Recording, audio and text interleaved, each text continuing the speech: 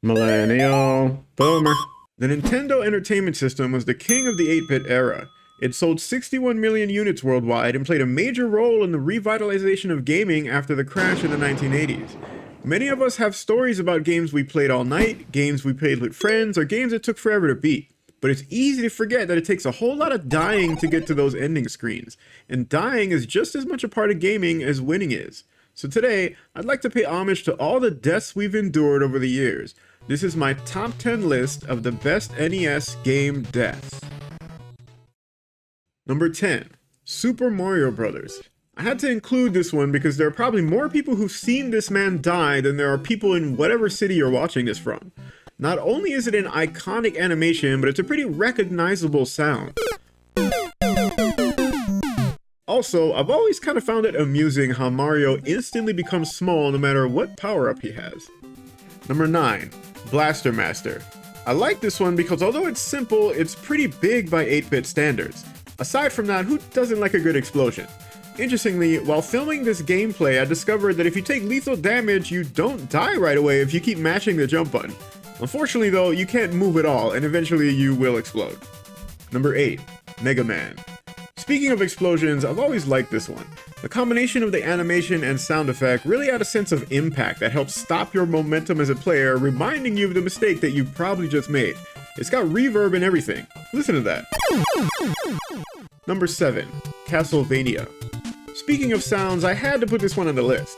The animation might not be the best, but because of the game's notorious difficulty, the sound that plays when you die is a little ditty that retro gamers across the world have probably heard a million times.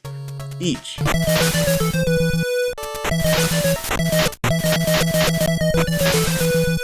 Number 6. Mike Tyson's Punch-Out!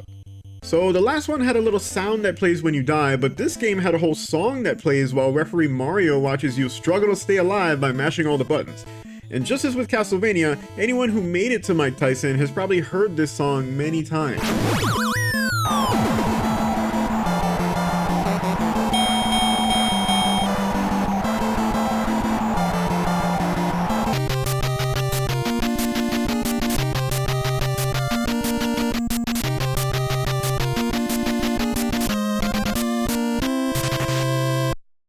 Number 5. QBert. I'm not gonna lie, I just like this one because he swears. It's censored, sure, but that was probably the closest you're gonna get to any kind of profanity on a Nintendo system in the 90s. I also like the fact that if you're really over it, you can just jump off the level and be done with it. Number 4. Balloon Fight. So the idea of this game is to pop your opponent's 3 balloons and then knock them out. But there's another way you can die in this game, and as a kid, I found this out the hard way. See, there's a fish down there in that water, and he hungry. Number 3. A Boy and His Blob. Speaking of finding things out the hard way, this was one of my favorite games as a kid. You have a little blob that follows you around, and you can feed him jelly beans to turn him into different objects that will help you navigate the world. Like this fruit punch jelly bean will turn the blob into a hole. The problem is, if you're still standing below him when you call him back down... Number 2. Top Gun. So at the end of the first level, there's this whole landing sequence where the game shouts commands at you trying to get you to line up with the aircraft carrier. If you're lucky enough to have followed the directions properly, you're treated to a nice little sequence where you get to see your plane slowly approach the aircraft carrier and make a nice gentle landing exactly where you were hoping it would go.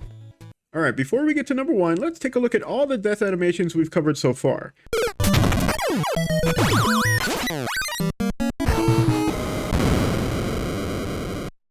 And now that we've done that, let's all go ahead and subscribe to my Twitter account. It's the best place to keep tabs on what I'm up to and get the first heads up when a new video is about to drop. Alright, enough of that. Let's get into number 1. Number 1. Maniac Mansion. So this game is my personal number 1.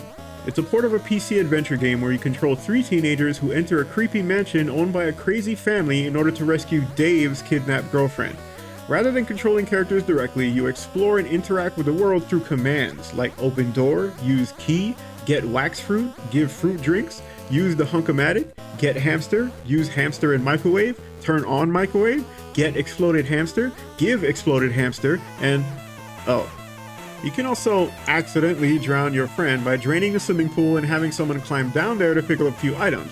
Then if you fill the pool again without having them climb out first, the family that owns the house is nice enough to give you a little grave in the front yard with a very nice epitaph.